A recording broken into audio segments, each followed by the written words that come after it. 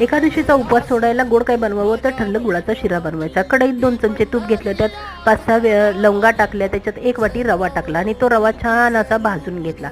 भाजताना शेजारीच मी 2 वाट्या पाणी गरम करायला ठेवलं. मला जरा तूप कमी वाटलं म्हणून 1 चमचा मी आणखीन तूप घातलं आणि छान असा रवा परतून घेतला. त्याच्यावरती मी हे उकळलेलं पाणी 2 वाट्या होतं ते घातलं आणि छान असा हा रवा हलवून घेतला आणि त्याच्यावर लगेचच मी झाकण ठेवलं. झाकण 2 मिनिटांनी काढून पुन्हा रवा व्यवस्थित हलवून घेतला. रवा छान हलवल्यानंतर त्यात मी 1 वाटी गूळ चिरून घेतलेला घातला आणि ते गूळ सगळा एकसारखा त्या रव्यासोबत परतून घेतला, एकसारखा मिक्स करून घेतला. मिक्स केल्यानंतर त्याच्यावरती मी ड्रायफ्रूट्स टाकले, त्यात काजू, बदाम, पिस्ते होते ते मी घातले आणि पुन्हा मी 1-2 मिनिटांसाठी त्याच्यावरती झाकण ठेवलं. पुन्हा 2 मिनिटांनी झाकण काढून छान असा रवा हलवून घेतला, सगळे ड्रायफ्रूट्स वगैरे मिक्स करून घेतले आणि सगळ्यात शेवटी त्याच्यावरती वेलची पूड घातली. अशा प्रकारे तयार केला मी हा गुळाचा शिरा की जो मी